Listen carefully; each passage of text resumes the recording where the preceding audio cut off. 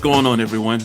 Welcome to another episode of the Nation80 Podcast. This is episode 29, and I am here with my co-host Mike. Mike, what's going on? What is going on, Rodney? I'm back for another episode. It's been a crazy week. We just spent like the last half hour offline talking about this crazy week, but it's good to get back to recording and to talk about stuff other than the BS that's going on out there.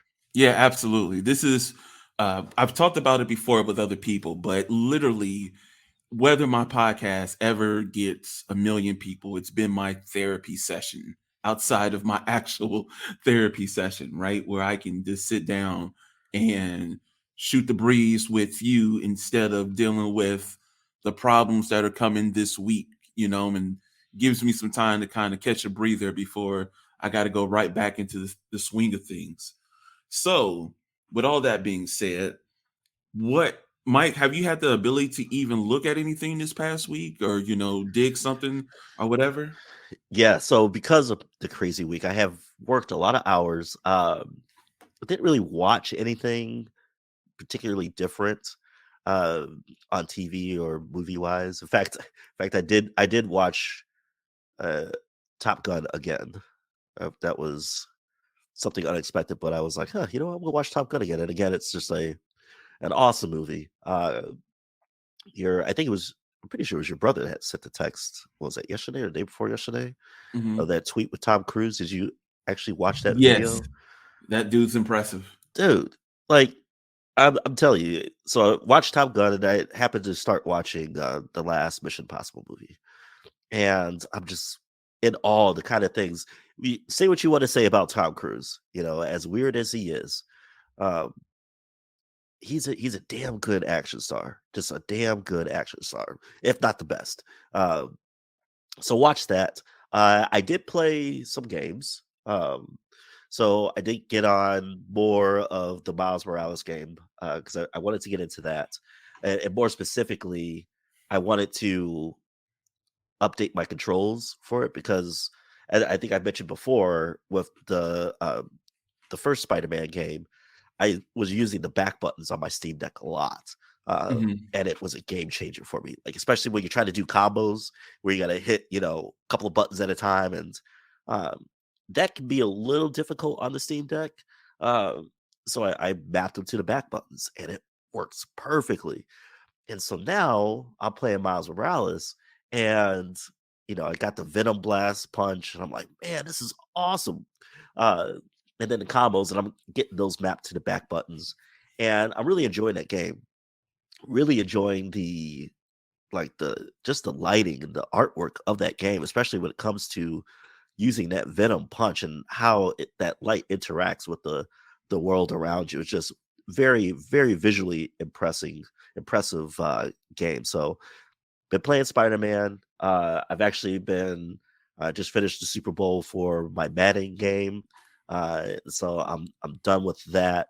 I'm a get all the off season stuff squared away, and then I think I will probably offload Madden and bring on 2K Hmm. and start my NBA season, even though we're already halfway through or almost halfway through the NBA season. So yeah, definitely been playing some games. Put a lot more games on my wish list, uh, and so I'm looking forward to those coming out. One of them being Sifu. Uh, so definitely looking forward to that. But yeah, I mean that's all really been doing. Just haven't had time to do much of anything this week, but the Steam Deck has allowed me to at least get some gaming in. Yeah, Sifu is one of those games that I've been excited to play for a while. I've looked at well, I remember when they first get released, and so every gamer's playing that same game, and the concept is pretty awesome. So I'm in the same boat as you. I'm just waiting for the price to drop to that magic number that I'm comfortable with. And then and to be fair, that number doesn't even have to be super low. Like, I'm not talking like $5-10 mark, because it looks like as it's going to be a fun game. But Right. just there's still so much that I just bought from the Christmas sale that I need to play, that I gotta kind of pace it out a little bit, you know. Yeah, Sifu. I'm waiting for that one. It's actually on the Epic Game Store right now. Hmm. Um, but as it stands, it's still you got to go through the Epic Game Store to play that game, and that's not something I know. I know you can do it on Steam Deck. It's just not something that I want to mess around with. So I'll wait for it to come out Yeah, on the and Steam there's Deck. that too. You know, Yeah, anything that's not on Steam has really kind of lost my patience to an right, extent right. because I want to, seamless playing experience. But yeah, so the thing that I've been digging this week is I finally sat down and read. I found this at my local library. I found volume one of The Hulk, the new version of The Hulk. And this is by Ryan Otley as the artist and Donnie Cates as the writer. Okay. And if you don't know who Ryan Otley is, Ryan Otley was the artist for Invincible for almost the entire run. There's another Oh, gentleman that started it off. I think he did the first 15, 20 issues. And then Ryan Otley never missed a month and did everything else till then. And then he went on to Marvel. He first started off with Spider-Man. And, even though, and I said this before about Ryan Otley draws a beautiful Spider-Man.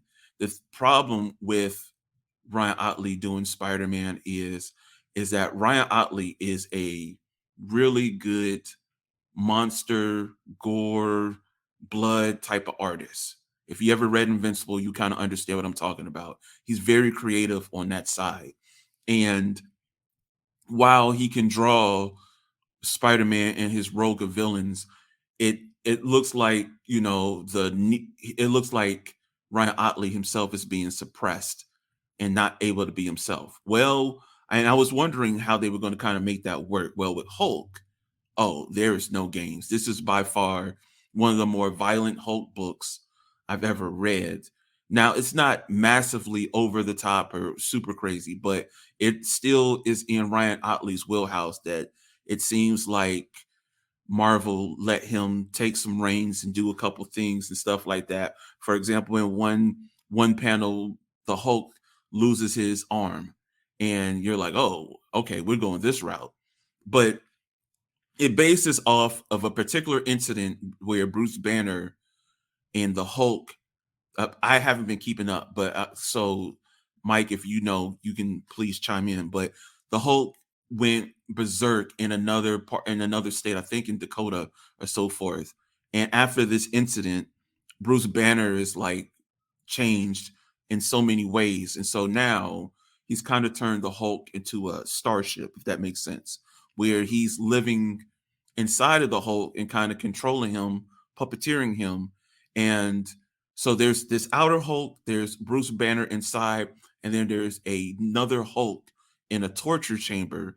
And everything they have the Hulk fight all these particular villains, and by doing so, the outer version of the Hulk is now goes. It depends how angry he's going to be or how much of a rampage he's going on, and so he's gone from he was fighting the Iron Man and he almost killed him. He goes to another dimension.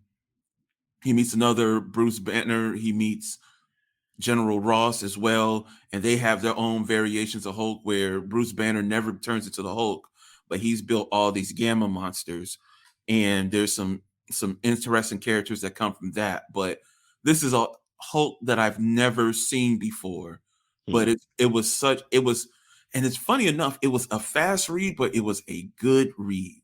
I, I Okay. can't I can't explain that much, but I literally was like, well, I got this book. I need to read it before I got to return it. And I picked it up and I didn't put it down until I finished it. Mm, And I was highly impressed.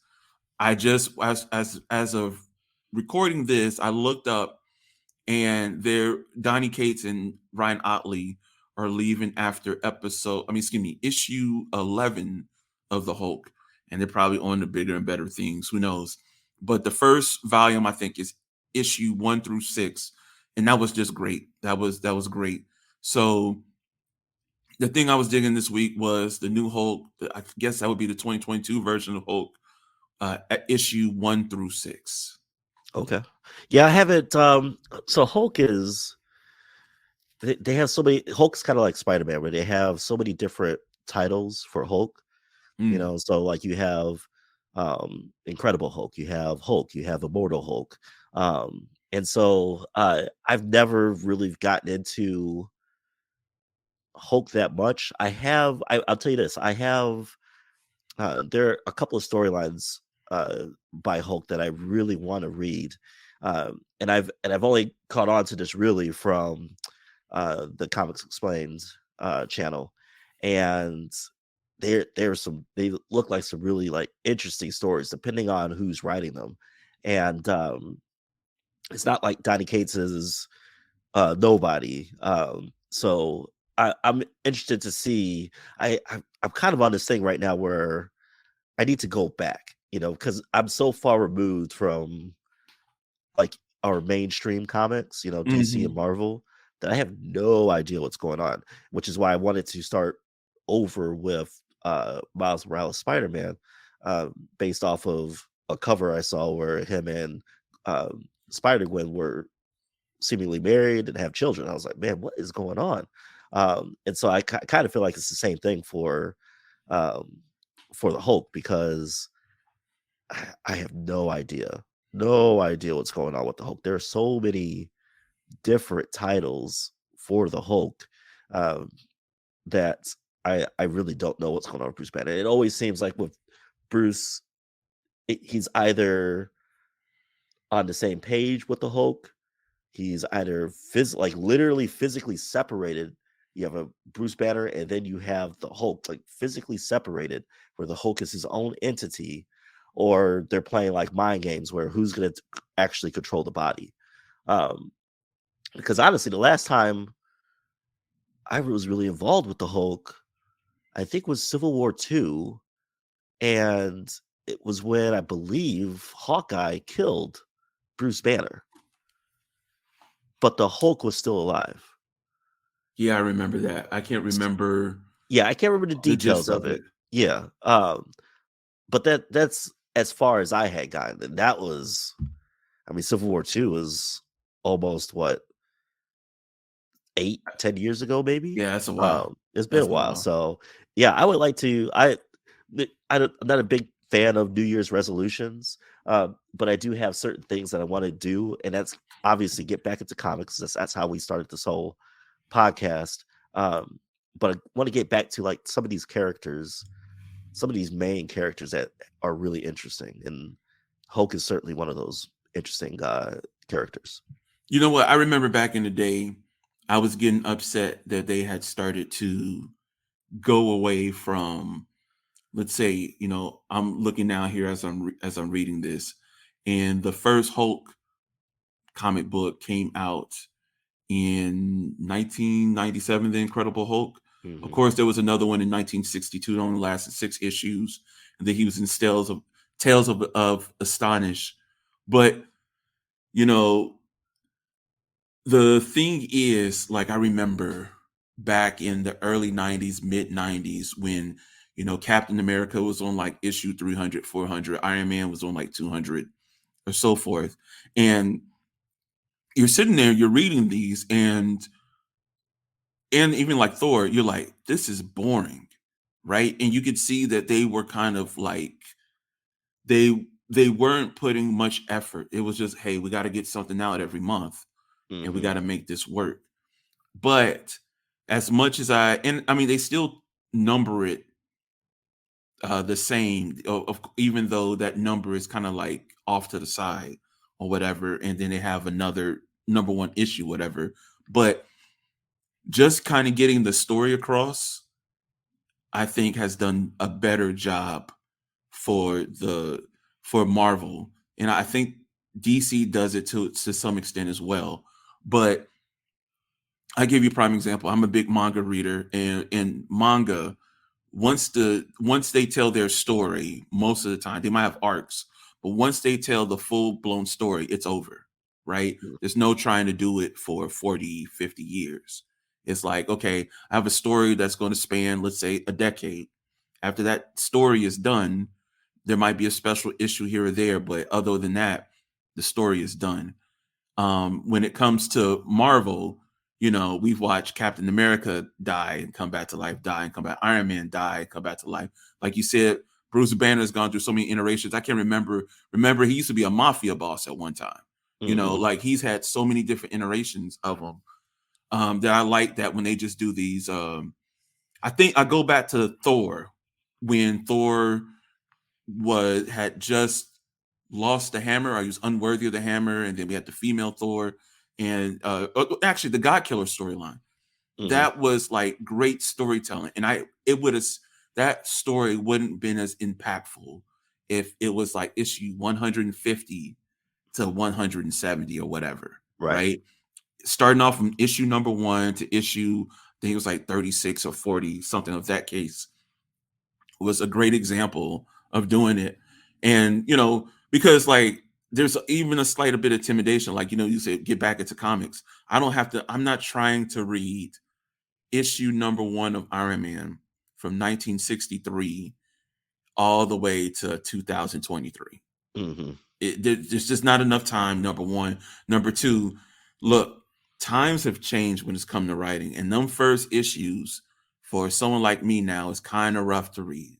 Right. It just doesn't have that pizzazz to keep you in there. Now, look, the nostalgia's there, and I respect that and all these other things, but you know, Well, that's like when we tried to read in the DC world, we tried to read the Nightwing when Nightwing was running his team of oh my god, why can't I think of it now?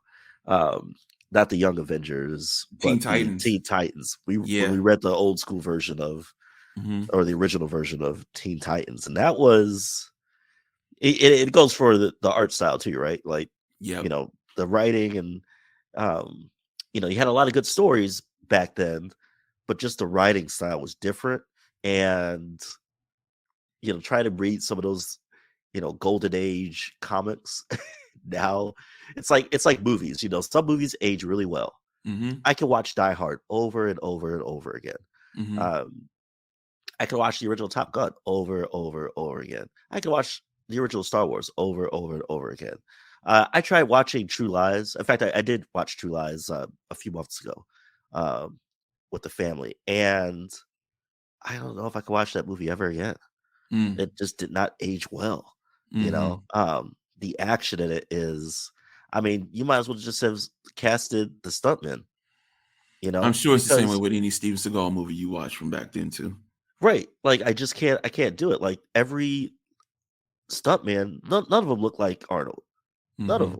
them, and so some movies just don't age well, Yeah. and some do. The same thing with the comics. Like you can't just go back to, yes, the nostalgia is there, but you just can't go back to that style of It's not for writing. everybody. Yeah, Realistically, it's just not for everybody. yeah. It, Um, it, if you were born around that era, it might be. But I mean, when I came in, everyone had cybernetic parts.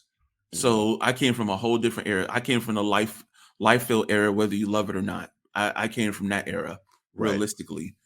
So it's kind of hard for me to look at some stuff and be like, I love this because it wasn't me. You know. Um, I I will say, okay, so I was just looking through my library as far as what I've been reading, and I Hmm. haven't read this in a while, but um, the last Hulk book I read was The Immortal Hulk, that was done by, it was Al Ewing's run. And Who's Al the artist Ewing on is that? the artist is Joe Bennett. Okay. Um, and so I I started reading this book, and I love Al Ewing as a writer. He's done a lot of great things. Um, but what really got me into, and this series came out in 2018, and what really got me was he put like a horror twist into it. In fact, the first issue was kind of wild because like the first few pages, I want to say it's Bruce Banner. He's in like a convenience store that gets held up, and like these robbers, they end up shooting and killing this like 12-year-old girl, and he's just like, huh. Um, and all of a sudden, like the next few pages or panels, I'm trying to remember the next few pages of panels. It's like dark. There's thunder, lightning. you hear a big boom, and it's just a Hulk like stalking like this gang of people, and he's just murking everybody. And he says he doesn't even kill the last guy; he just breaks every bone in his body. And it's like, damn, man. And I really enjoyed that. I need to finish that run. Um, but I think with any character in Marvel or DC or comic books in general, you have these iconic characters. Certain writers, and especially artists too, can really, I love Jason Aaron. Hmm. Love Jason Aaron. I loved his run on Thor. It was amazing. The lead up to uh, uh, Thor and the God Killer um, was amazing. You know, to have the female Thor in there was amazing. Like it was just his vision, and it went for a minute. Um, I thought was amazing. The artwork was consistent, and I loved it.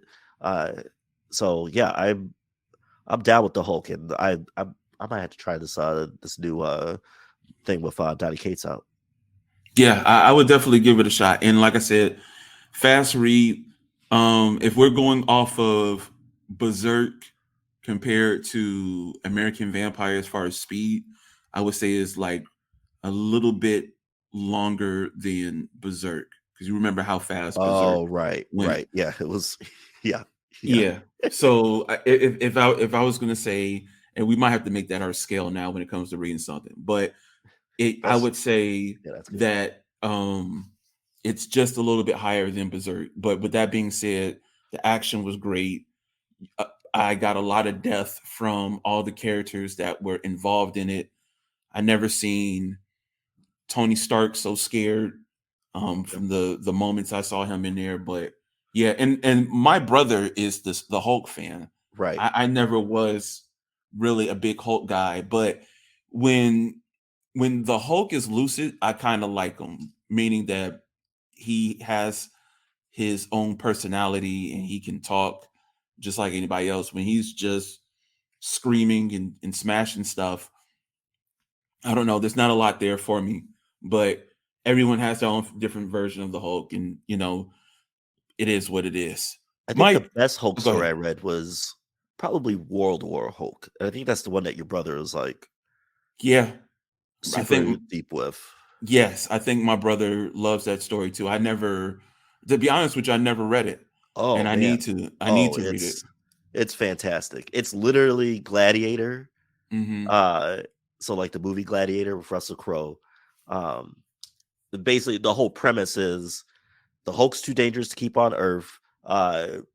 Reed Richards and the Illuminati basically tricked the Hulk into getting into a ship, and they send him off. Okay, Yeah. they just shoot him off. And they left a message for him like, "Hey man, we just can't have you on Earth anymore. You're too dangerous. Don't worry. We're sending you to a planet where you can run around and do whatever you want to do without ever having to hurt anybody." But as fate would have it, the ship goes off course. He lands on a planet, I think Sicarius or Sicarius, um, and he basically gets like a collar put onto him where he can't utilize the full potential of his power. He gets made into a slave, and it's literally the meat of it is him literally as Russell Crowe in Mm. Gladiator, where he's in this battle for his life, and he eventually takes on the king and defeats the king, and eventually becomes the new ruler of this world. But then there's a mass event that happens, and I want to say the ship that he was initially um, brought in on blows up, and he had blamed the Illuminati for it. And then he literally assembles a war party and goes to war on Earth, just taking people out left and right, and um, ends up having his own gladiator games. It was a huge like story. Like I might have to read that one again, man. It was really good. They actually made a movie. I don't know if you saw the movie, the I saw the animated animated movie. movie. I Yeah, did. it's much like that. There are some differences. Sure. Um, I think in the movie they had Beta Ray Bill, or was it Yes, Silver they did. Surfer? Okay, so in the movie they had Beta Ray Bill in there as trying to free the Hulk. In the book, it was actually Silver Surfer. Mm, Um, and like I said, and they don't show he doesn't invade the Earth in the movie, but like literally after that movie ends is when he actually gets married, or takes a wife, and I want to say she was pregnant, mm. um, and she gets killed, and that's when he loses his shit, and then decides to take it to the Illuminati, and anybody that stood in his way just got murked. It was amazing. Hey, was Beta Ray Bill ever in the MCU? I, No, I I no, know there was like a rumor he was going to be in something. I couldn't remember if it ever came I to would love for him to be fruition. in the MCU. Yeah, no, So it's funny. So he's not in the MCU, but his hammer is. yeah, that is true. So it's a little weird, but I would love to have Beta Ray Bill. I don't know. Thor's kind of broken right now, so Yeah. I don't know if I could take another Thor movie at this point. Mike, let's talk Saturday morning cartoons because Okay. they're just not around like they used to be. And so let's not just talk about Saturday morning cartoons. Let's just talk about after school, before school, Saturday morning, and even let's say, those cartoons before church, right? Yep. Let's take it back a little bit. So let's talk about some of our favorites that used to come on from back in the day. And one of them I want to mention first off, it's always been near and dear to my heart. And as I turn my chair around and I look at this box, because I bought another one of their action figures recently. Um, of course, I'm talking about Transformers G1 or Hmm. just the Transformers universe, right? So for those who don't know, I'm from Gary, Indiana. Michael is from the Chicagoland area. And so we used to have a channel called WGN back in the day that's unfortunately gone off the air a couple years ago. But WGN used to be that channel that used to show Transformers. And I don't know, it had a bit of a sporadic schedule, but it always used to come on like right before I would go to school or whatnot. Sometimes I would miss it and then Bozo the Clown would be on or whatever. But that was I've because of Transformers, I've been a fanatic about robots. It's why Iron Man is one of my favorite characters. It's why I kind of got into the IT field. There's so many things because it all started with seeing Optimus Prime and Megatron go toe to toe on cartoons, right? And now throughout the years, there hasn't been the iterations have changed, and that's something I've had to just go ahead and get used to. When I grew up, you have Optimus Prime as the semi truck, Megatron as a gun. Well, of course, guns are a little dicey these days, so Megatron has now been a tank or a plane for Ugh, most of his life yeah. since then. Soundwave was a tape recorder. No one used tapes anymore. So, Right. Soundwave has gone through a couple different iterations. Then you have the commercial stuff. For example, Sunstreaker was a Lamborghini. And, if in the movies, all they had was GMC cars, right? That was the first move. I think later on they did allow for Bugattis and exotic cars and stuff like that, but Hmm. they couldn't get the computer animation right because there wasn't any familiarity of how the Autobots and Decepticons look. And to be fair, and one of my bigger gripes was the fact that Megatron and Starscream looked so much alike. I couldn't deviate which one was who sometimes when I was watching a movie until they said their name. Right. So you had those type of things, right? But throughout the years, Transformers hasn't left. There is the War on Cybertron game, which is an amazing game. You have the TV show that's on Netflix, which kind of gives you an idea of some things that happened on Cybertron prior to them coming to Earth, which was pretty awesome to see. And there's other ones that have been based for just kids. There's been other ones that are a bit more darker. You get a little bit of everything, and then they re-release the toys. So you had the Masterpiece toys, You had some of the toys from the Japanese shows that never came to America and stuff like that. But one of the bigger ones for me has always been Transformers. It's always going to be near dear to my heart. If you don't know, Hasbro has done a phenomenal thing by putting them on YouTube. So if you ever, just want to take a trip down memory lane, you can go on YouTube to the Hasbro page. They have all of the Transformer G1 series on there. So I've been slowly catching up on those, and some of them are god awful, and some of them are great. It's just what it is. But it's just a sign of the times of the '80s when the '80s when it came out. But Yeah. other than that, fun times, fun times. Mike, what you got? Yeah. Yeah. I mean, obviously, Transformers was, like you said, it had such an influence on you with how you developed in life, and then the nostalgia with the toys, and how that led you into Iron Man and things like that. Same thing with me, man. I loved Transformers. I remember the not only just the cartoons, but then like the movies, the Transformer movie, Hmm. which was probably one of my favorite movies of all time, and probably also one of my most devastating movies. You know, Yeah.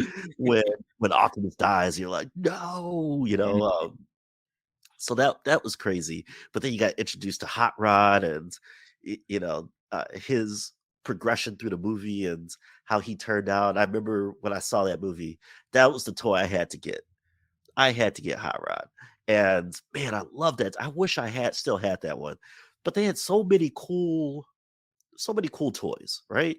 Yep. And like you, I got into robots. It went from Transformers and then to Robotech, and so Forgot about Robotech. Yep. yeah, Yep. like it just, Transformers was kind of like the gateway, right?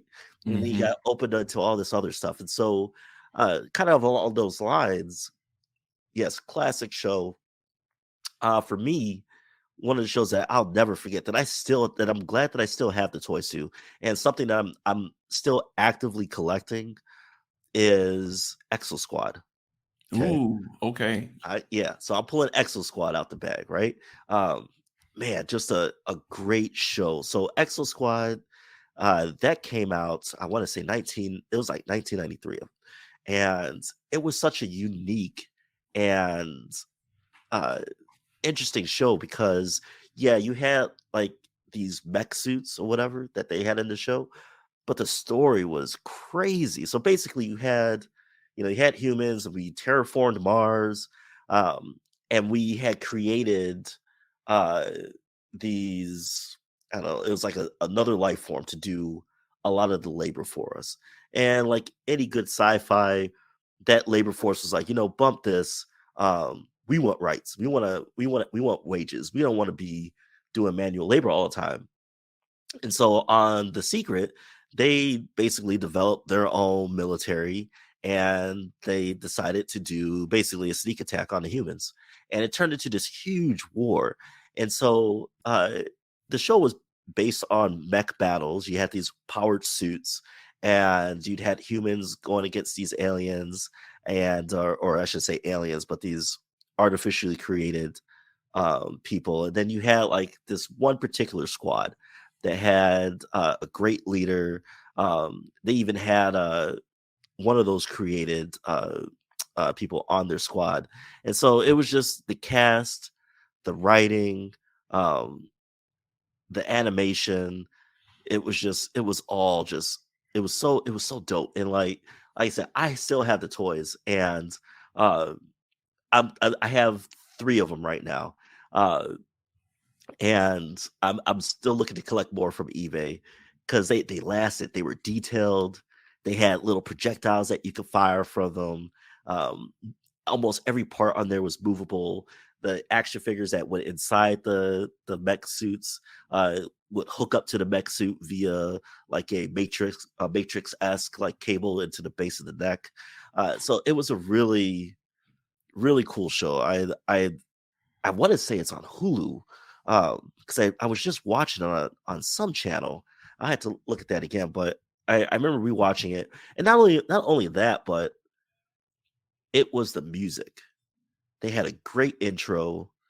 and it made you think like, okay, this isn't just Transformers, right? Like Transformers, you didn't have anybody getting killed. There was no like high stakes, right?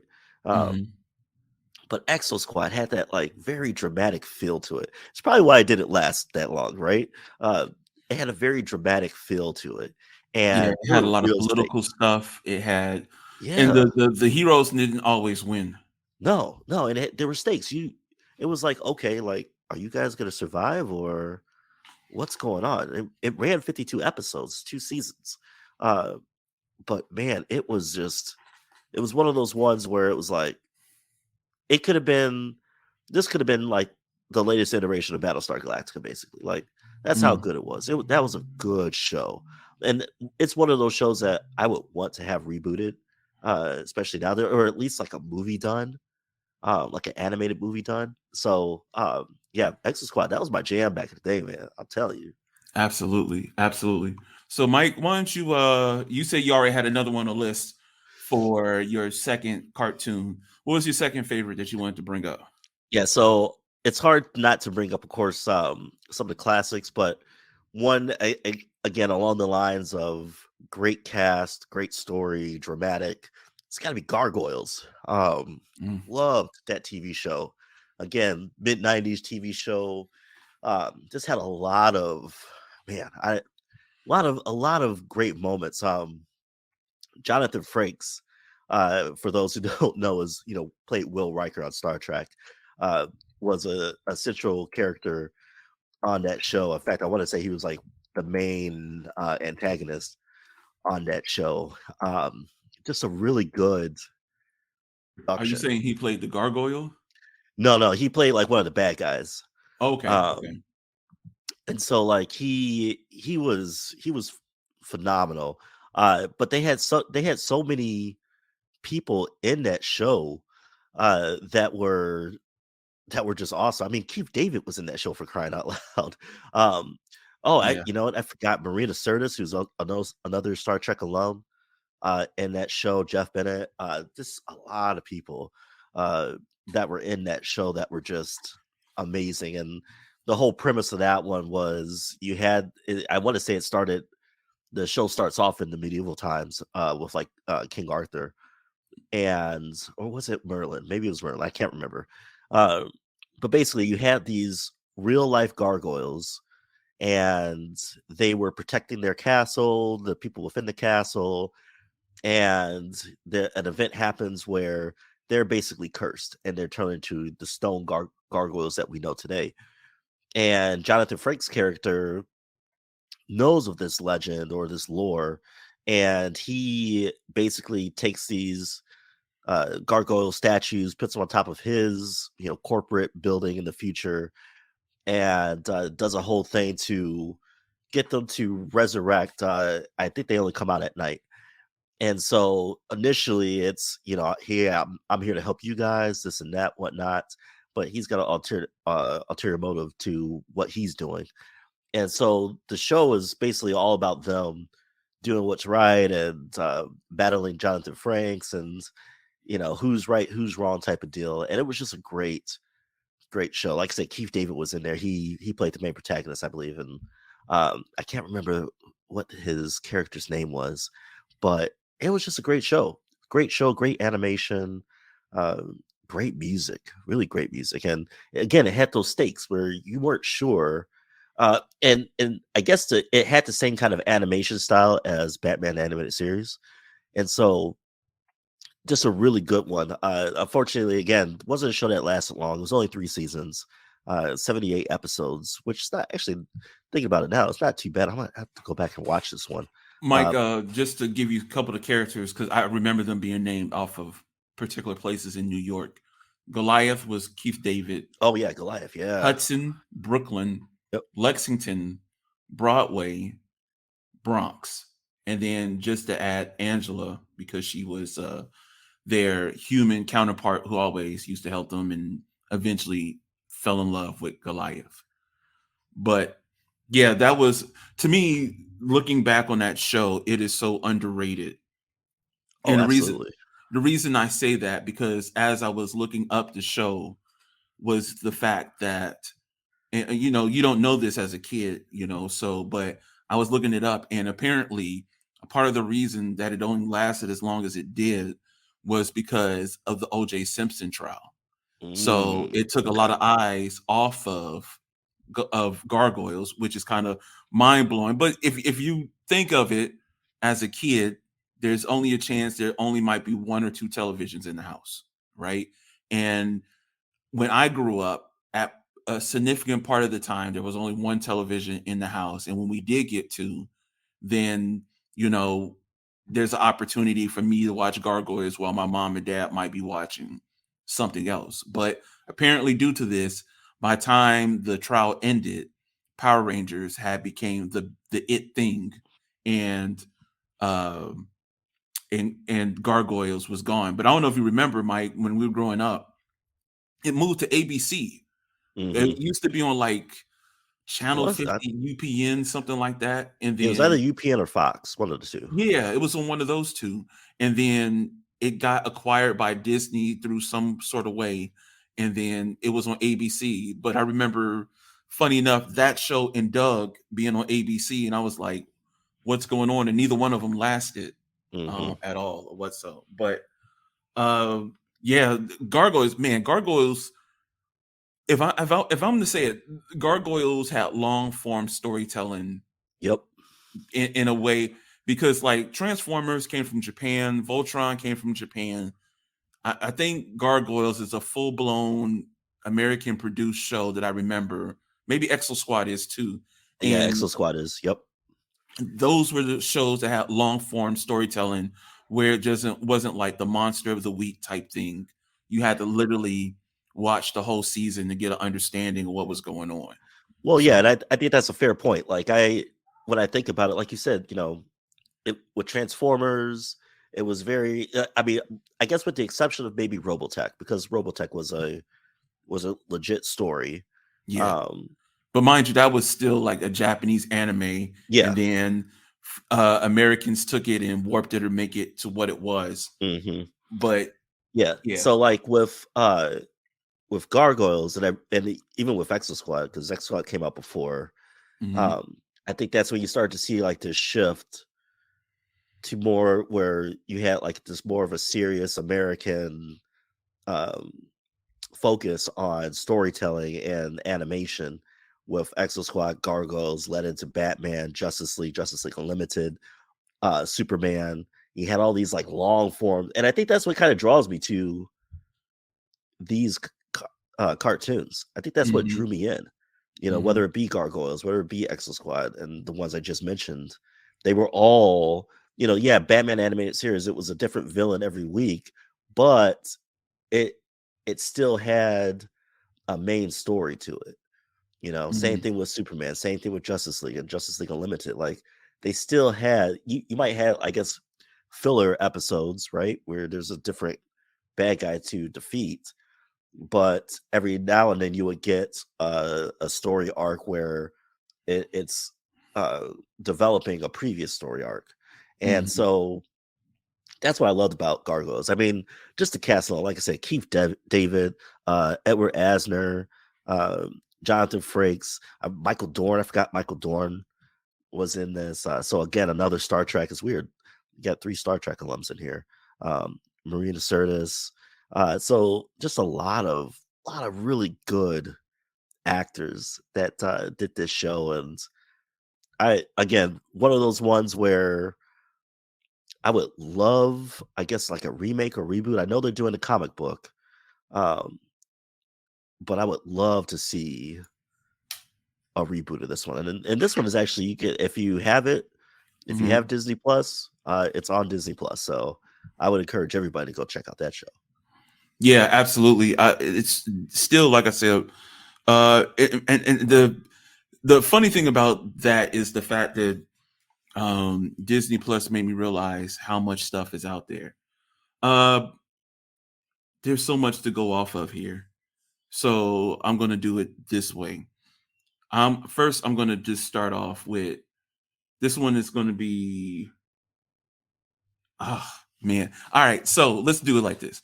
The shows that I remember that again were critical to my childhood coming up, especially that afternoon set, is going to be twofold. It's going to be Batman and Robin or the Adventures of Batman, and it's going to be Batman the animated series, and I'm going to add Spider-Man to it, the Spider-Man the Mm, animated series, right? okay. And the reason is, so talk about long form story, that's definitely Spider-Man in a nutshell, right?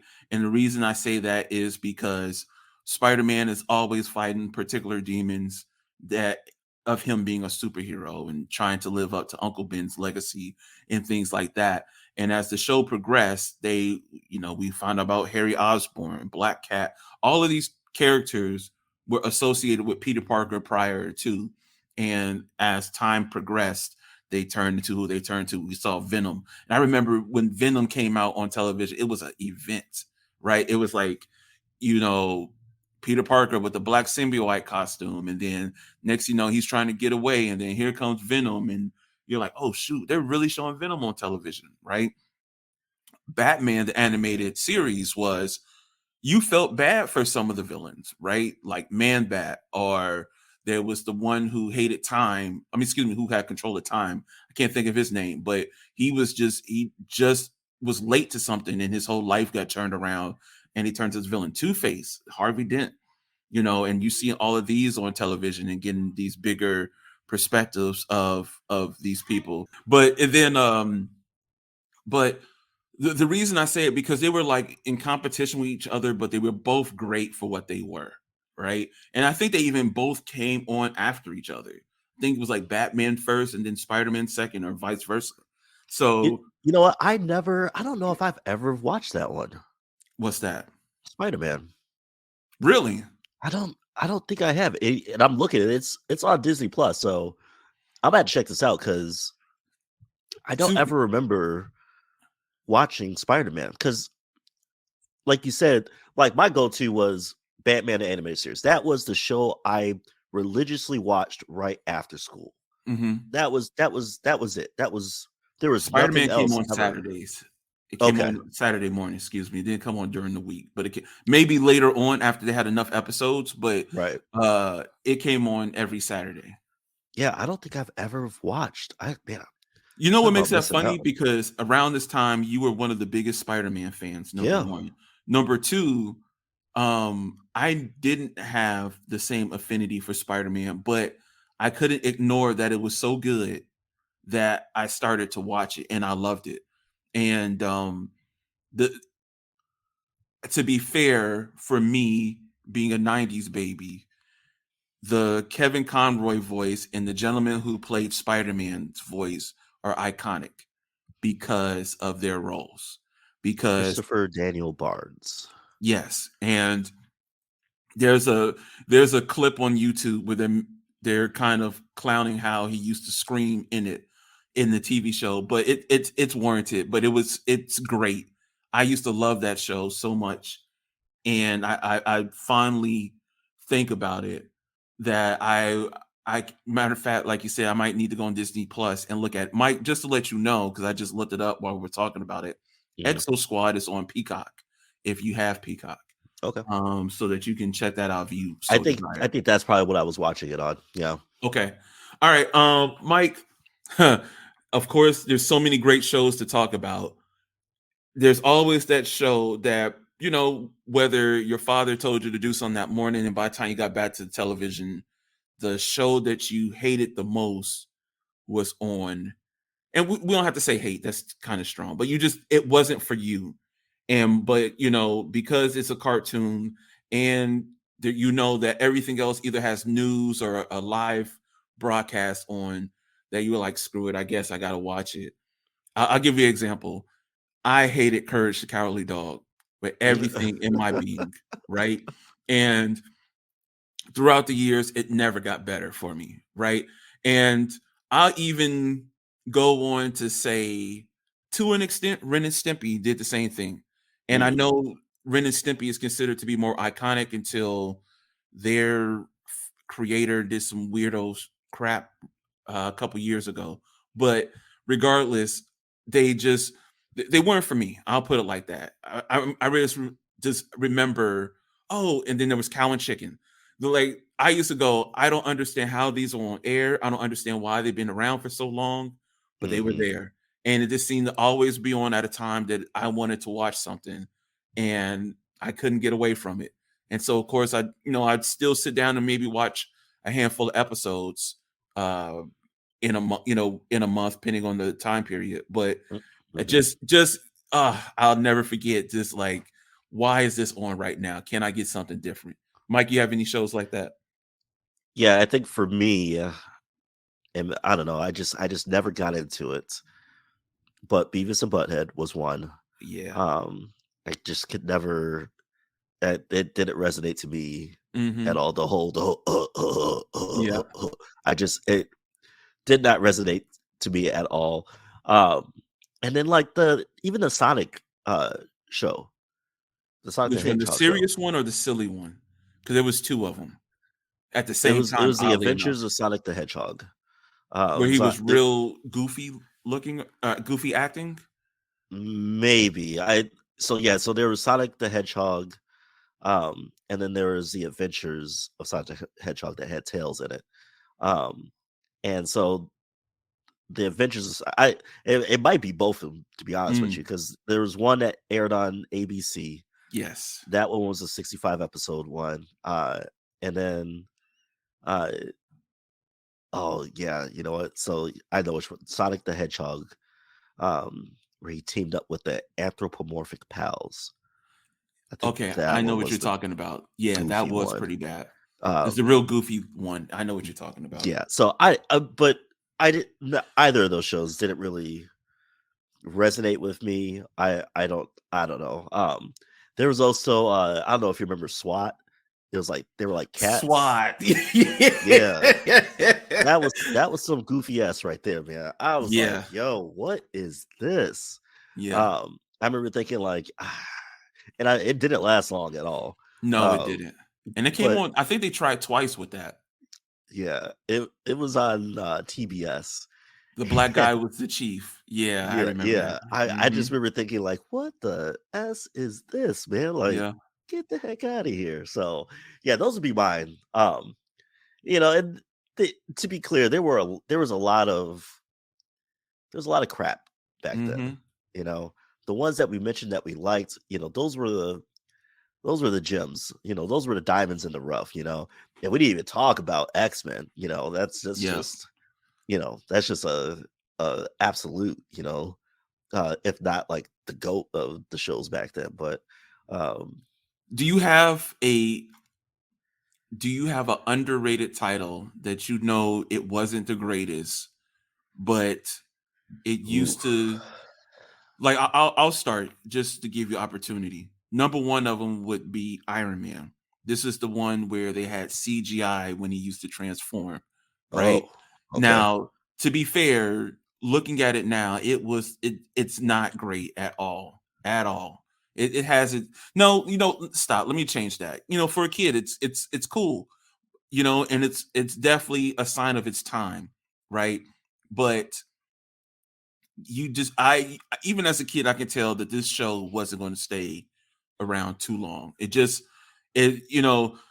if it takes you 3 minutes, and Japanese anime is known for this, but but they try to do it with CGI. If it takes you 3 minutes to transform, and after a while you're like, come on, get with it.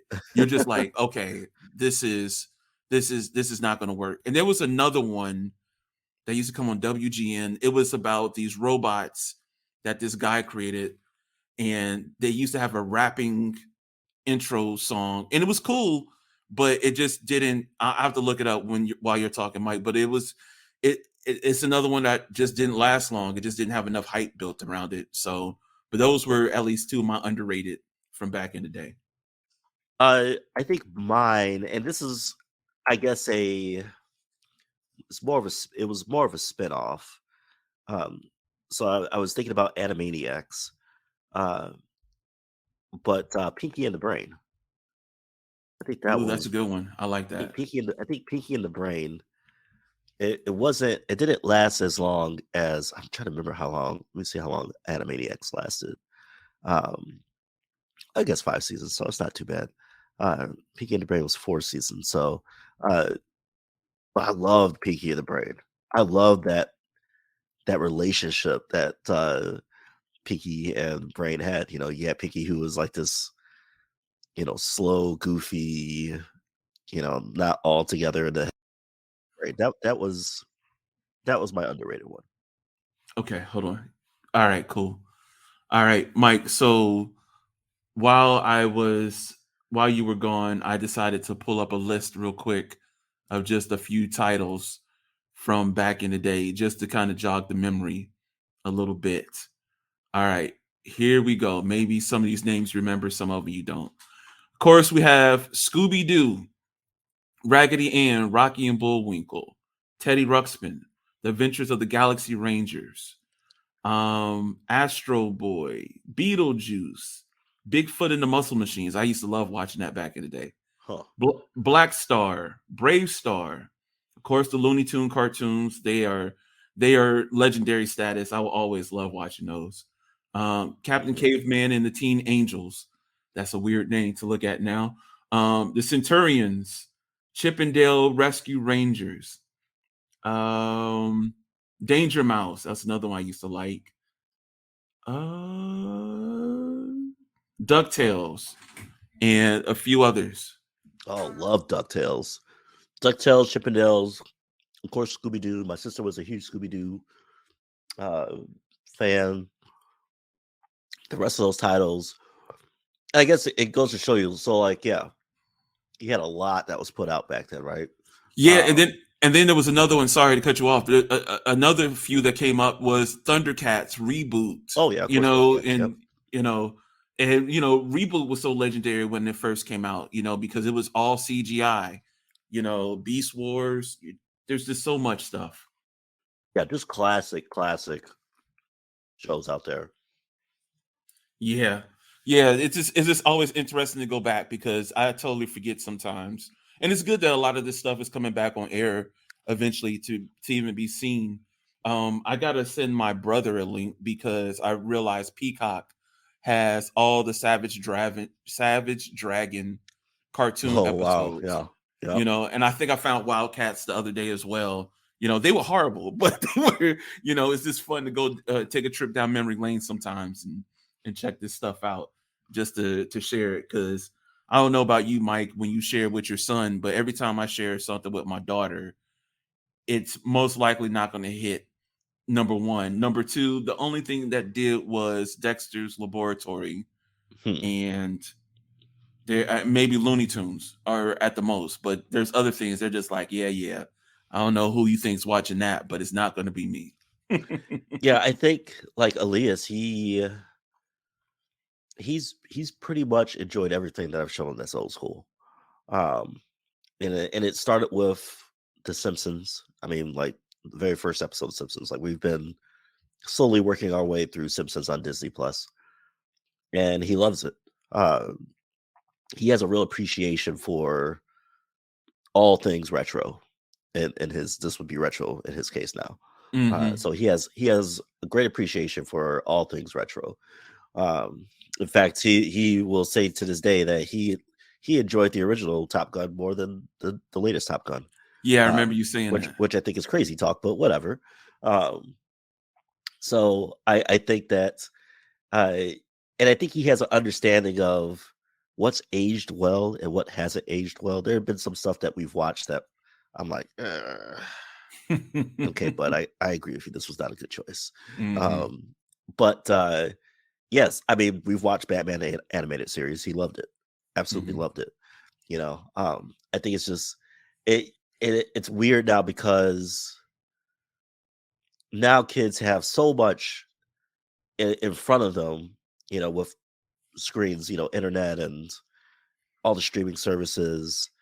They can get their stuff on the rip. Like it's one click or one push of a button or one touch of the screen, you get to watch whatever you want to watch. Whereas when you and I came up, and our parents were much more strict, as far as what you were allowed to watch. Like, yeah, I may not have been able to watch Spider-Man back in the day because I only got one show to watch. My parents, Hmm. hey, you got one show to watch. and you got 30 minutes to watch it, make a good choice. And that was Batman the Animated Series. That was it. So uh, we didn't have a lot of choices back then, and I think kids now they got all the choices, new and old. Well, here's the thing: they also have the ability to watch it whenever. Yeah, absolutely. For us, my dad used to do landscaping and work at an auto shop. So when we used to go with him, if he's going early and X-Men isn't on, we're just out of luck until if we can catch the rerun. Thank goodness for VCRs later on. Right, and then But if you could get a blank tape, like, oh man, I know I'm not gonna be able to watch Batman, but maybe I could get this thing recorded. yep, And yeah, and then you record it or try to record it, and then all of a sudden, like your mom or your dad comes like, "Who's recorded on this tape?" And yeah. then they just pop it out, and halfway through the show, it goes over to a soap opera or something like that. You're like, "Oh no!" Yeah. So, Yeah. Oh man, that was the word. And the thing is, sometimes you don't realize what you're recording over. So like I was recording over like family functions and stuff like that, and my mom was pissed because she was like, "Where's the video of your grandmother's birthday?" And I'm like, here. And then happy birthday. And then next here comes, whatever show that I've just accidentally recorded over. And yep, my sister's dance recitals. Yep. Yep. Yep. Yep. We all have one. Yep. Yep. Yeah. It's just how it goes, man. It's just how it goes. All right. So, Mike, I've been kind of avoiding this conversation, but I think it's time for us to have it because we haven't had a discussion about it, and just wanted to get your thoughts about, matter of fact, before the holidays, we got word that Henry Cavill is not coming back as Superman. We heard about Wonder Woman 3 not going to be moving forward. We heard about, since then, we've heard about how Black Adam is not going to be moving forward at this moment in time. There's rumors that Shazam is also out, but we don't know 100% yet. And we've also heard that at least James Gunn is starting off with a young Superman or Superboy. I don't know necessarily if that's the case yet.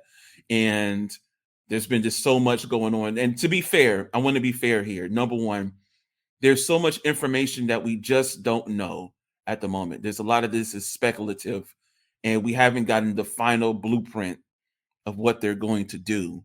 But it seems like the approach has been horrid. And so, and to be fair, I think part of it is Dwayne Rock Johnson's fault because apparently he overspoke when he wasn't supposed to. I also believe it's DC's fault because whoever said, "Hey Henry, this is what we're going to do," and let him jump out there on that ledge, because I don't think he would have done that if given proper instructions or whatnot. So it just seems like there's been a lot of mismanagement going on. So just wanted to gather your thoughts. I know we've talked via text about this a bit, but I just wanted to get your thoughts. Yeah, apparently there's also a movement to get the Snyderverse away from Warner Brothers onto Netflix. Okay. Well, that's not happening. So that just lets you know how after the A this whole situation is. It's ridiculous, Rodney. I'm tired of it. What is Marvel and Disney doing? They're not perfect. There's, of course, always going to be infighting between actors and directors, and writers, upper management, whatever. And yeah, maybe some of the stuff lately hasn't been all that great. But they've done it though. Mm-hmm. They came out. Kevin has done this for a long time. What in the hell is going on over there? I don't understand it. I honestly do not understand what the issue. Like I should say that I know what the issue is. It's the people, Mm. the people that are being put in these positions. Okay, uh, it's people, whether it's James Gunn or The Rock or any of these other cats. It's like a civil war over there. Yeah, no one's working together at all. No, they're all fighting, and there have been casualties. Henry Cavill is a casualty, Yeah. a brutal casualty. I mean, damn, this is just a nerd who wants to be Superman. Let him be Superman. Mm-hmm. You know, like I don't know what's going on, man. I have no hope at all for. I've almost to the point of writing off DC. I just saw a thing about reshoots are starting soon for the Flash. What? Come on, man. I mean, we knew it was coming because what's his name, Ezra Miller, Yep. and all the craziness he was doing out there in your part of the woods, like. But we're still gonna keep him, and we're gonna do reshoots, and maybe people will forget how crazy this dude is. Like, I really come want to on, know. I man. really want to know how much money they spent on the Flash. That they Yeah, look. I don't. I'm not gonna act like. I'm not gonna act like Batgirl was gonna be Oscar worthy work or anything like that. But that was a $90 million movie. right. Yet the Flash, which I'm going to assume is around that price, a little more, maybe a little less, is still proceeding to go forward. You might as well just scrap it itself. And don't get me wrong, because it's also Shazam still. You might, I don't know where you would have started, but you might as well just scrapped it as well. They got to And scrap everything. yeah, They if literally you're have gonna, to scrap everything. yeah. Oh, and then the other thing I'm forgetting to mention here is that also Discovery, Warner, whatever you want to call it, they got rid of a whole bunch of DC titles that are now allowed to be licensed somewhere else. So now, this when me and you started this podcasting thing, right? When we had Nation80 Comics podcast back in the day, we were talking about DC doing a great thing by having everything in a one-stop shop for comic books, movies, TV shows, right? And then it morphed into that Warner Brothers deal with HBO and Warner, and then everything went under which we saw coming. Mm-hmm. It all went under the HBO Max umbrella. Then now Discovery has it. And Discovery is now saying, hey, we need to purge these shows because we don't want to be paying all this money, I guess, in royalties or whatever. And so now, and I would have understood when it came to certain TV shows and movies that doesn't have like a universe around it. But now they've done some DC shows, they've done it, there's no rhyme or reason for what they're doing personally, right?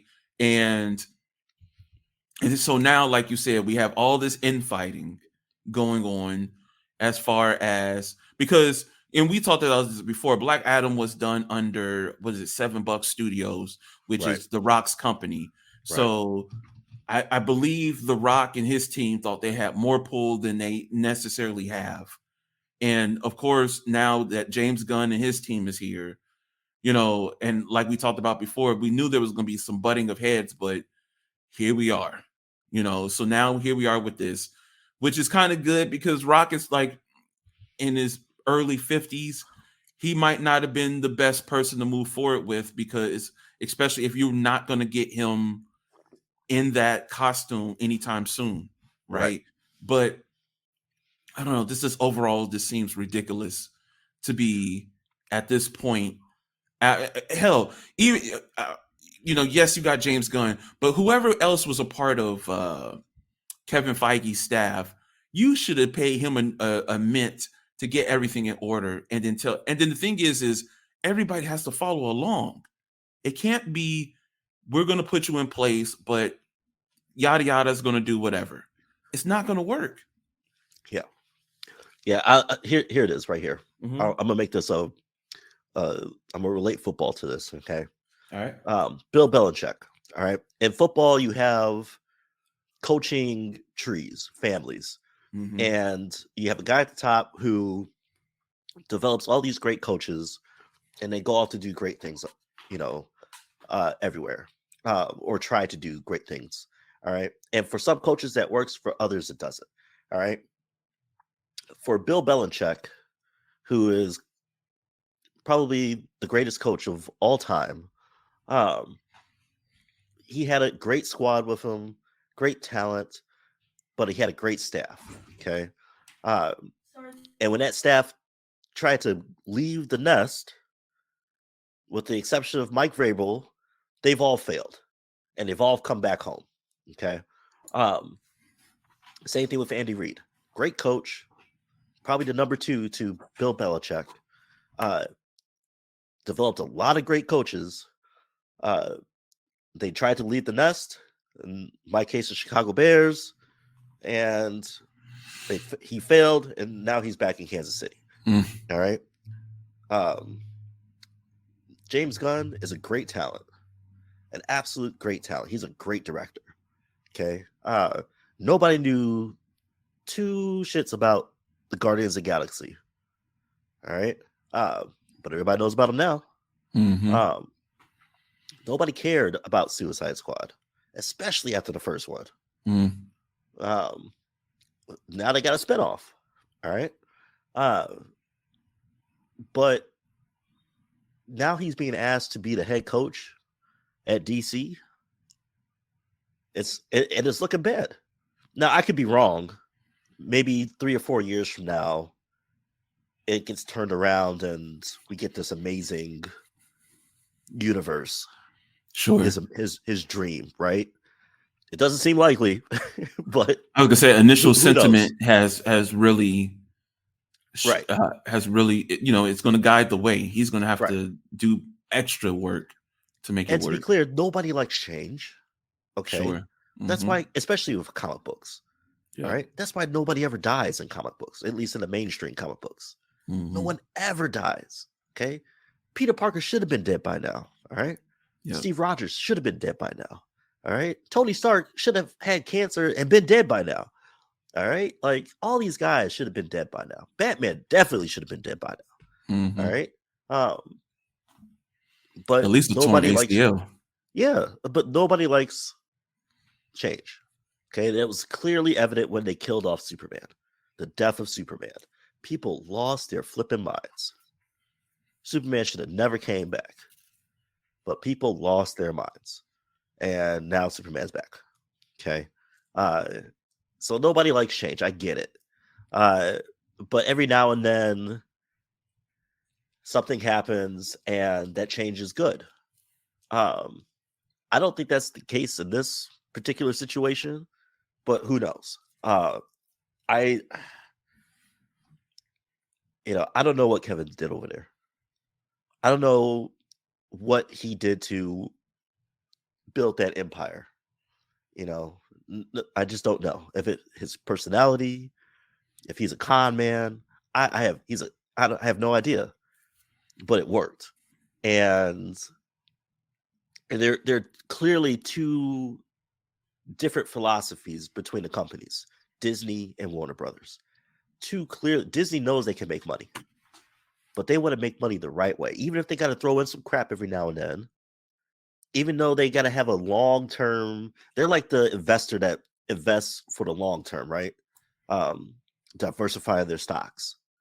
All right. Putting a little bit in every, paycheck every quarter. All right. Whereas Warner Brothers, they want to cash out now. All right. They want to be on Wall Street and they want to buy and sell, buy and sell, buy and sell. And it's chaotic and it's risky and you don't know what the F is going on. And I don't know how you change that mentality. Okay. Like you said, The Rock thought he had more power. But Rock, man, these guys are billionaires, bro. Yeah. The money, the capital that you got pocket change to them. They don't care about you. All right. As long as they think they can make a quick buck, they're gonna keep doing it. And the other side, sorry, the other side of that is the thing is that Marvel has their own true division, and DC has been under the Warner Brothers umbrella way longer than Marvel has, and I believe Marvel and Disney has saw this is not the way to do it. Because even back in the day, looking at all the other DC movies outside of what's now considered the DCEU, those movies were just considered Warner Brother movies, right? Whether you're looking at Watchmen, the Christopher Nolan Batmans, the early Batman movies with George Clooney and Val Kilmer and things like that, they weren't even considered to be DC proper in a sense because Warner Brothers is like, oh no, we got this. We know, and you know what? I guarantee you, part of it was them looking and saying, hey, well, we made all this money off of the Christopher Nolan movies, so we know what we're doing. So, and because they weren't like canonical to an extent either, but they were assuming that we can make this movie however we so desire. And then we got Man of Steel, which was a decent start that had its flaws, but it could have been improved on. Then we got Suicide Squad. And then we were like, okay, what is going on here? Then we start to get the Batman v Superman movie that took, I think, 4 years for them to bring it out, and it wasn't great at all. And before you know it, we're just like, okay, what's going on here? And then they just had no true direction. Then it's like, oh, we need to catch up to the Avengers, so let's bring out the Justice League, right? And we can go down that rabbit hole, but all these things just didn't play well. And now that you're trying to do a do-over, I don't know. Like, look, I'm all for a James Gunn directed movie, but I don't know who you find to direct. I don't know how I know how much control Marvel has over how they do things, but I don't know if Warner Brothers and whoever the director is willing to give that same control back. There's just a lot of different factors there. And like you said, Kevin Feige's been doing this for years, and and I look at him and Jon Favreau, right? Because they have been both given keys to some major franchises that, you need to handle delicately. And they've been able to make them both successful, especially because they didn't even have the X-Men proper. And and our Spider-Man, and we still love what we got. But, it's always frustrated me that DC literally has Batman, Superman, Green Lantern, Wonder Woman, and you have not cultivated them in such a way to make them, these great characters again, especially Superman, right? I know he's not everyone's cup of tea, but he has still a legendary status that if you show him in a particular way, he's going to be beloved. But if you don't even let the person who loves wearing the suit do it, that's really showing your lack of faith in that character. Right. I don't know. Yeah, I'm glad you mentioned Jon Favreau, because again, this is a clear philosophy difference here, all right, with Disney and how they let their creators create, and how Warner Brothers, Warner Brothers is that guy that's the micromanager, okay? Whereas Disney is like, okay, look, we're going to give you this, and we need to do something with it.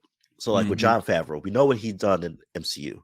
But more importantly, for me at least, is what he's done for Star Wars, okay?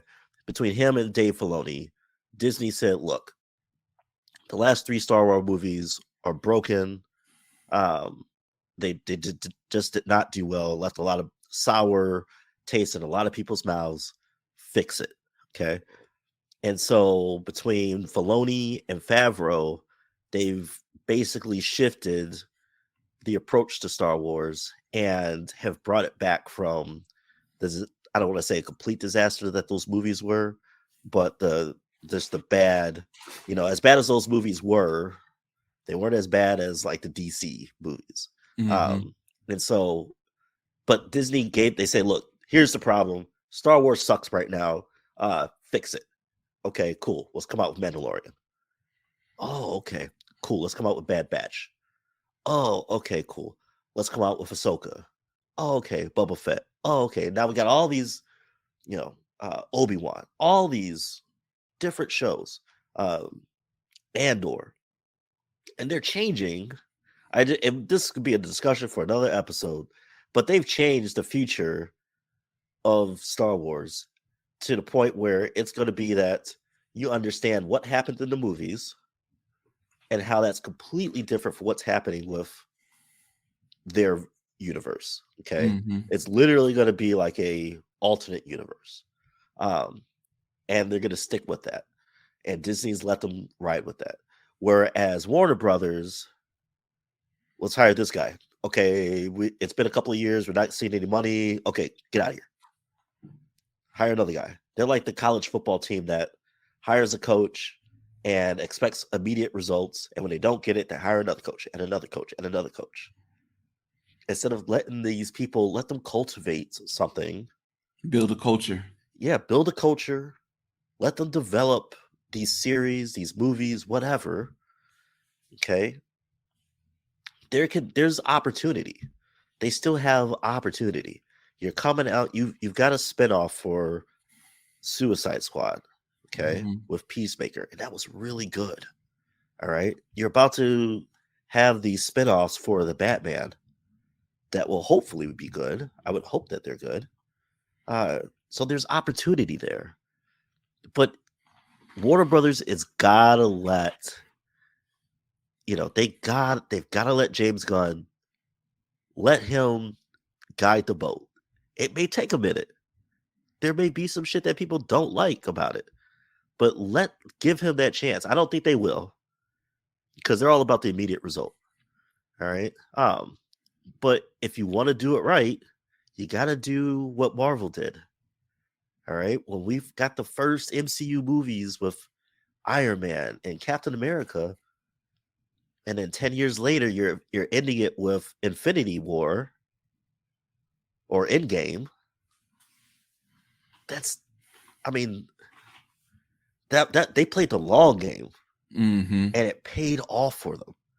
Okay, if you're a good investor, if you want to make money, like money, you got to play the long game. Okay, it's safer to play the long game in order to get that money. Yeah, you could play it all risky business and Wolf of Wall Street and buy and sell, buy and sell, buy and sell. But if you're not good at it, then you're just wasting your money.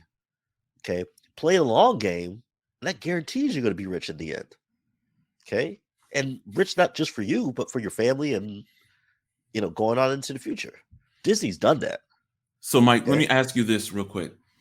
If you're after the string of history in DC, and you're now asked to right the ship, do you start with a character that is less as popular, or do you start with one of the main three, and the main three being Batman, Superman, Wonder Woman? Uh, or actually, we can say four. I'll throw Green Lantern in there. But which route would you go? So here's the problem with DC. All right, Marvel. We look at Iron Man and Captain America, Thor as huge characters, um, but they really like as far as like media, uh, TV shows and movies. They weren't that. Okay, who's your main Marvel go to anchor? It's Spider-Man. It's the X-Men. Okay. Um, what Marvel did and Marvel and Disney did was bring up these characters that people knew about, but they weren't that popular. Okay. Iron Man, Captain America. Who cared about Captain America? All right. I didn't care about Captain America. And I've told you multiple times, those are my favorite movies. you Mm-hmm. know? Um, didn't care about them at all until I watched those movies. Love Captain America. Same thing with Iron Man. I didn't care about Iron Man, but goddamn, man, did they make him look freaking cool? Um, but I think because they didn't have a clear, like I said, you had Spider-Man and X-Men, but at the time they didn't belong to Marvel. Yep. Okay.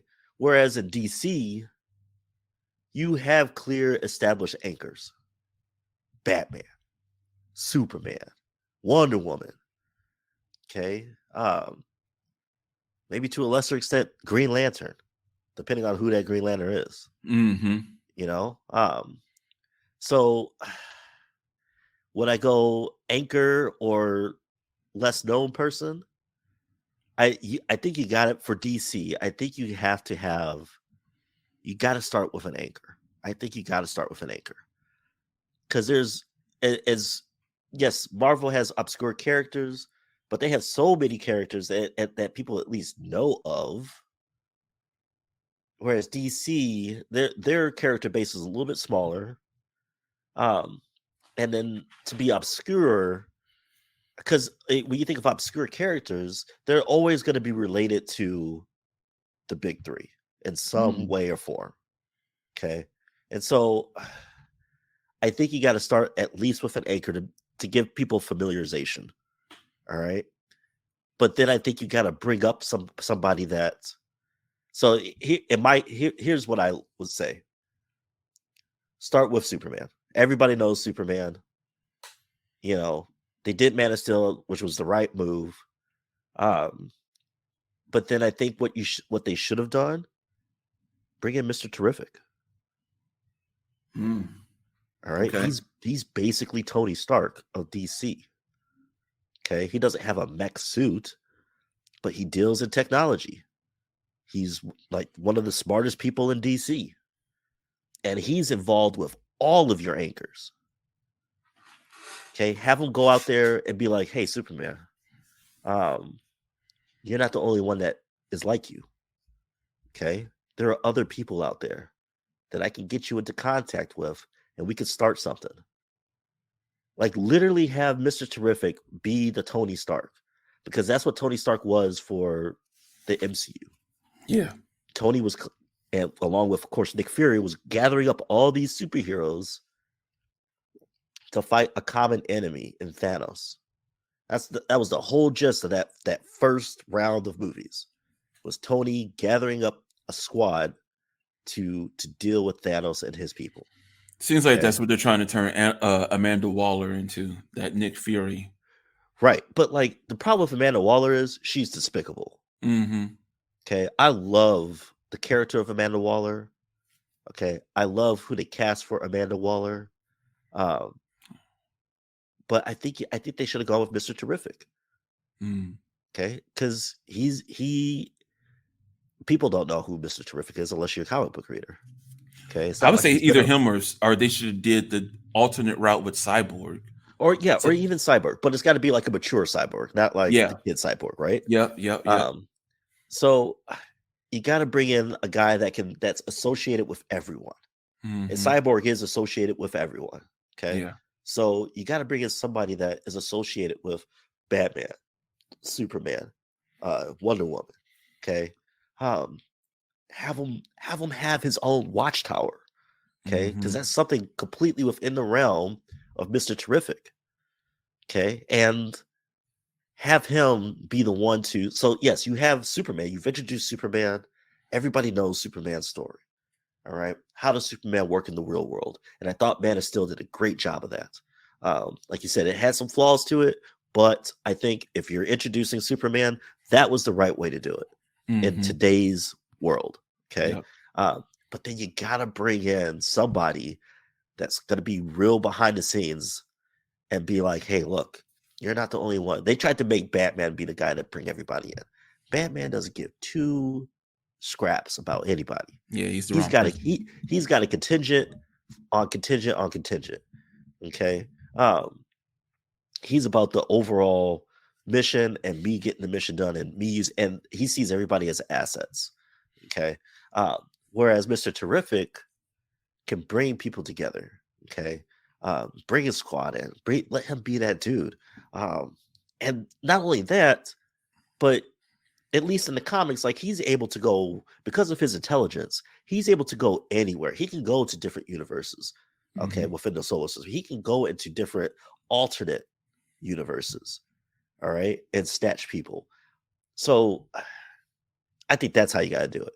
I think it would be hard to, and maybe you have a different vision, but I think it would be hard to bring in a lesser known person, uh, just because DC's their character pool is much smaller than Marvel's, and that character pool is got webs in everybody's anchor. So I don't know. I don't know. I think that's how you should do it. Get one anchor in, bring in somebody like Mr. Terrific, play some, get some movies in there where you're bringing in other lesser known people and then kind of gradually going up the ladder. Mhm. Okay. It don't even bring in Batman, bring in the Green Lantern Corps. Okay. Mhm. Um, bring in, the Teen Titans and then bring in Batman. Yo, Mhm. I see y'all are doing some stuff. Okay. I want in. I think that's the way to go. Uh, but it's gonna take time.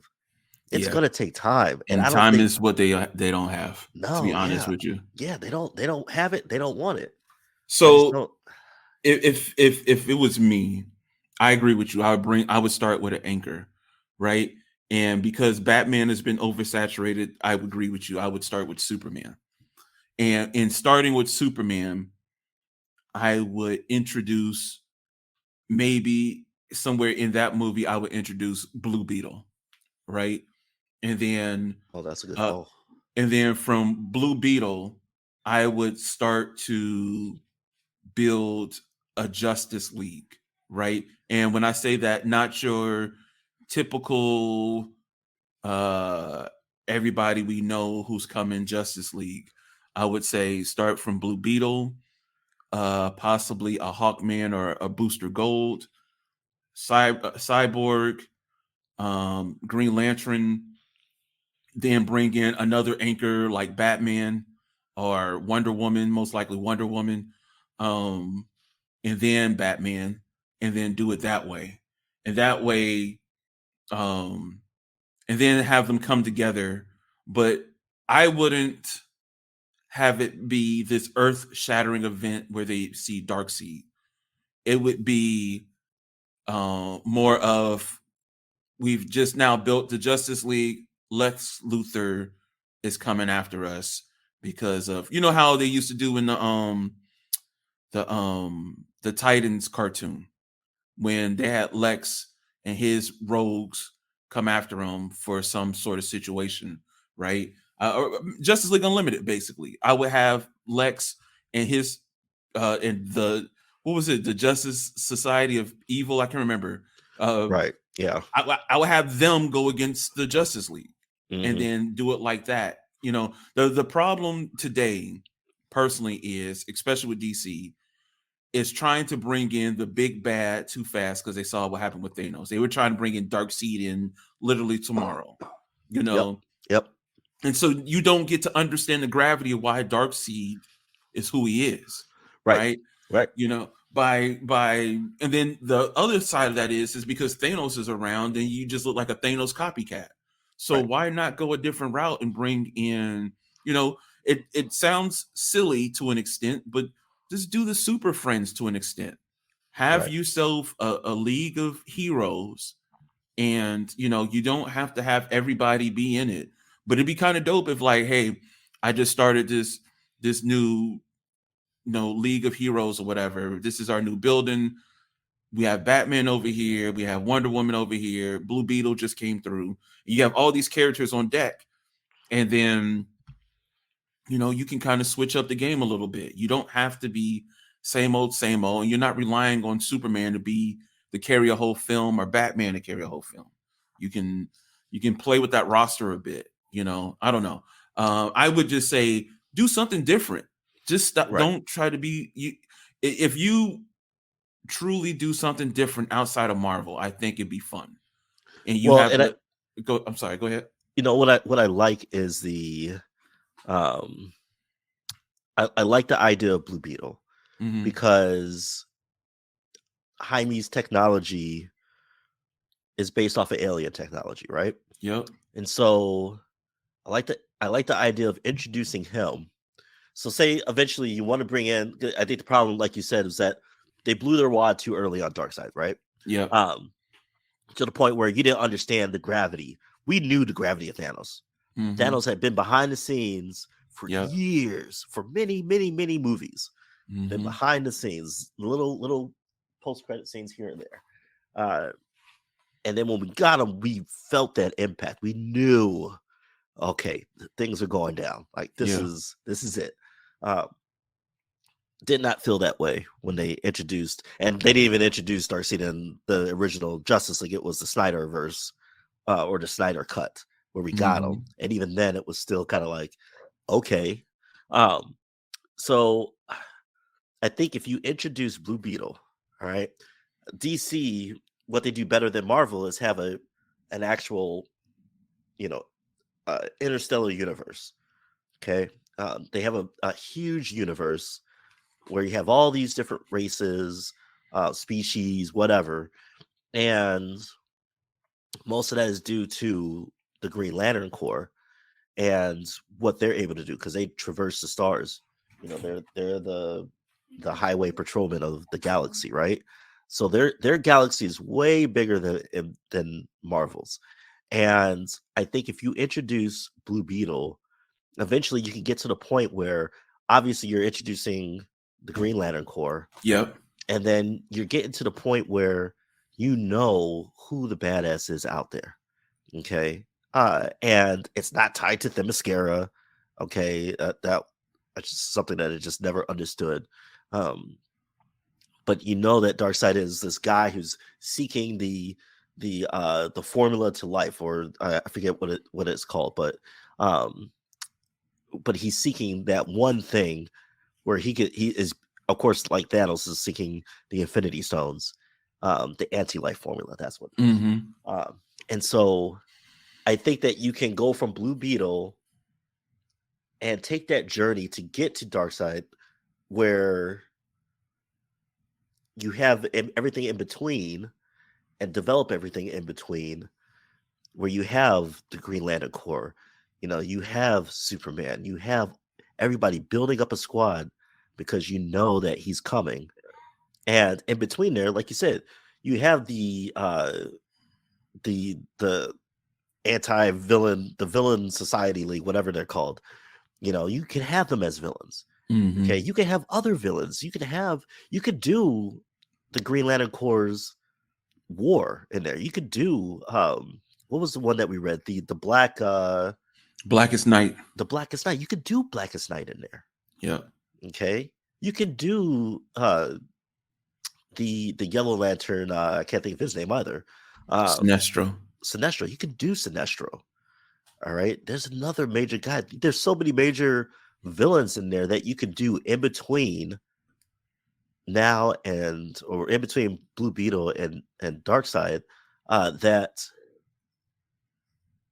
you have all these bad guys in there, but it still leads you to the ultimate end. Yeah. And I think that, again, It that's what gives you you got to opportunity do. to add Lobo. It gives Yeah, you all opportunity these to add Mr. people, Miracle. You can all go these so many people, different ways with that. and even with Flash, like you can still have Flashpoint in there, right? Mm-hmm. You can still have Barry go back in time and save his mom and see what that does to everything. And then come back and be like, okay, that was the wrong idea. Mm-hmm. All right. And so you can still do all of that and still and then not even have, because I think that's what the MCU did great. Like, yes, you have Iron Man, you have Captain America, you have Thor, but you had so many other movies in between, whether it be Ant-Man, you know, whether it be Captain Marvel, whether it be Doctor Strange. You had so many different characters in between that it still had impact, and you just had little cameos from everybody else, from the big stars or whatever. Mm-hmm. You had that, and Marvel did that very well. I think you can do that with DC, but again, I think it's a philosophy thing. It ultimately comes down to the philosophy of the company. Yeah. Disney says, "You guys do what you guys are going to do." Okay, and then we know we're going to make money. We know we're gonna make money. Mm-hmm. You guys do what you got to do. We don't care. Okay, just don't ruin it. Whereas Warner Brothers is like money, money, money, money, money, money. Mm-hmm. All right, like that's why we had so many bad X-Men movies. That's why we had so many bad Spider-Man movies. Because those companies were like, I just want the money, bro, because we got the IP. And that's why we got a bad Bloodshot movie. That's why we got a bad Bloodshot movie.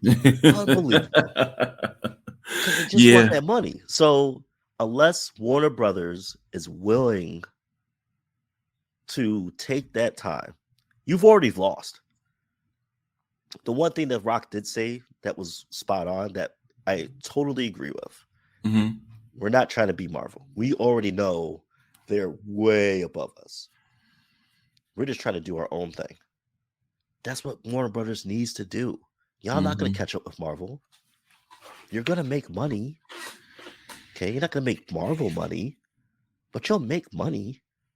And if you do it right, hey, it might get to the point where you do make Marvel money. Okay, but it's going to take time. It's going to take time. And I just don't know if there's got to be a leadership change. Yeah. You know, I'm not talking James Gunn. I'm talking like leadership at the very top level. Mm. Joe Billionaire has got to be like, all right, guys, I know I have $1 billion, but let's take it easy. Let's go the long. Let's play the long con here, the long game. Mm-hmm. All right, and then let's see what happens. And if it doesn't work, it doesn't work, and then we won't ever try that again. But I just don't think that's going to happen. We have this discussion all the time, and I want DC to succeed. But maybe it is time for, hey, give it to Netflix. Let's see what they'll do. But I don't even think Netflix has the patience, because Netflix is like Fox. They were like Fox. They just shotgun shows and movies all over the place and see what sticks. Yeah, and none of their superhero shows has invigorated anything for me. The only thing that I'm looking for these days is Invincible, and Invincible, so behind production wise, it's going to be a while before we get that again, which is why I hate Amazon Prime's scheduling of shows.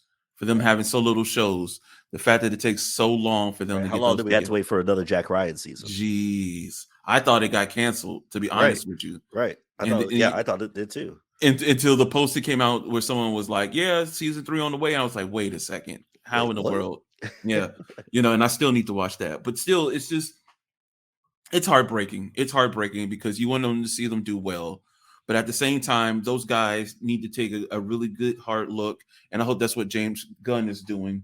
And I also hope that someone is going to invigorate their animation department, because I would love to see them, whether it is the straight to DVD or for film. Like, I was just thinking about it as you were talking. The last animated DC, well, there's Super Pets, but the last DC animated film that I really was thinking about was Titans Go, right?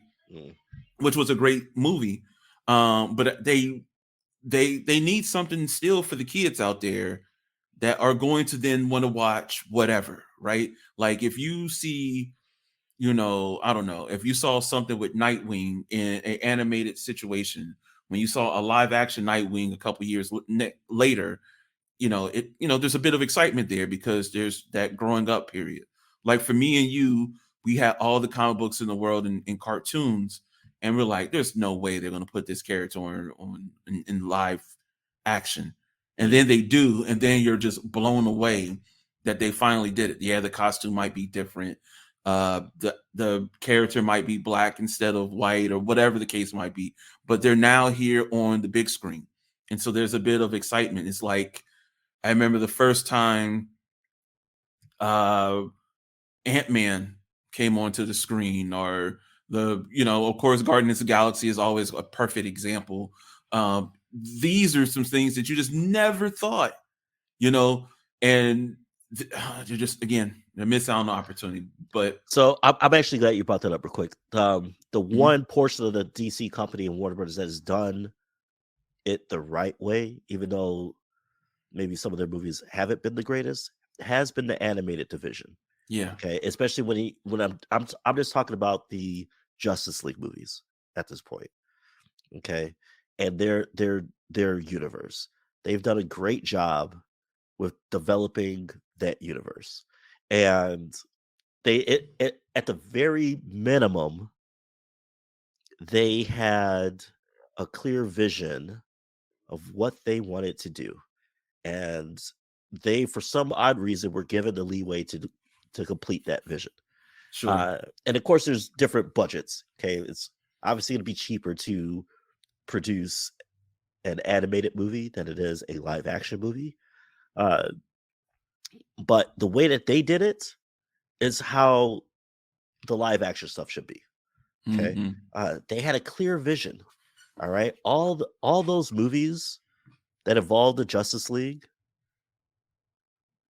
were all tied in very well together, and they did very well. Okay, and even like the Batman movies, or even like I'll say the Batman one-offs. You had like Batman Hush, you had like the Batman The Long Halloween, and then what was it, the Batman? It was like the Gaslighter. It was like the Sherlock Holmes era. Yep, they did the samurai one as well. The samurai one. I'll even go a little bit back further. We had Batman Year One. Yep. And then you had Injustice, and then Red Sun, and like all of those were great. They weren't all connected, okay, but they were really good. And when you brought in the Justice League movies, those were really good. And even when they had the spinoff of Justice League Dark, and then just Justice League Dark. And so like all of those all tied in together, and they were all done very well. What did those guys do? How was the approach to that done? And how can we mirror that into the live action stuff? They probably had no oversight. That's probably what happened. Right. They probably had no oversight. And again, I think that maybe because of budget, like, okay, you guys have a small slice of the pie. You guys just do whatever you're gonna do, but if you just look at what they did, if they didn't get micromanaged and they had that success, I mean, they all had great ratings. I mean, Rotten Tomatoes gave Justice League Dark 100%. Imagine if you didn't micromanage the live action stuff and then put out some movies. Imagine what the reception would be. So I don't know. I mean, look at the animated department and what they're doing. I mean, just look at the Justice League or Young Justice. Yep. Young Justice, to me, we talked earlier about Batman animated series, Exo Squad, Gargoyles, Transformers as just key go-to cartoon TV shows. Young Justice brought back that feeling of nostalgia as far as how it made me feel, how much I cared for characters. And they didn't even have the big three in there full time. No. It was all the lesser knowns, and they made them popular. It made me think, you know what? I can give two craps about Batman. Give me Nightwing. All right. Give me Superboy. And even Nightwing and Superboy wasn't even much because they had such a big squad in the later seasons. But I mean, but even Black Lightning. Yeah. But they had great storytelling, and that's the difference. All of those seasons had great storytelling. The interconnection of those stories were phenomenal, and they brought in those obscure characters. So like Black Lightning. Like, damn, man, they made Black Lightning look cool as hell. Yes, they did. And I was like, damn, I need to do more Black Lightning stuff. Yeah. I mean, they even had Static Shock in there at one point. So Blue Beetle was in there. Blue Beetle. Yeah. They did a lot. I think you got to look at what the animated people are doing. Yeah. Well, all we can do is hope, and we'll once we know at least what the blueprint is. I'm assuming sometime around the DC fandom or whatever, they'll probably kind of lay out what their intentions are, which are, just give us a press release of what your intentions are. And I will, look at that and see where things are going. Well, folks, we ran out of time. We've talked about a lot, and I hope next week we'll get back on track and we'll do a project and things like that. But we're still hungover over the holidays, fellas. Just how it goes. But until then, catch us next week for another episode of the Nation 80 Podcast, where we're going to bring some more stuff on gaming, maybe some comic books. Who knows what we'll get into, but we'll get into something. Until then, keep your imagination up, and we'll see you on the next one.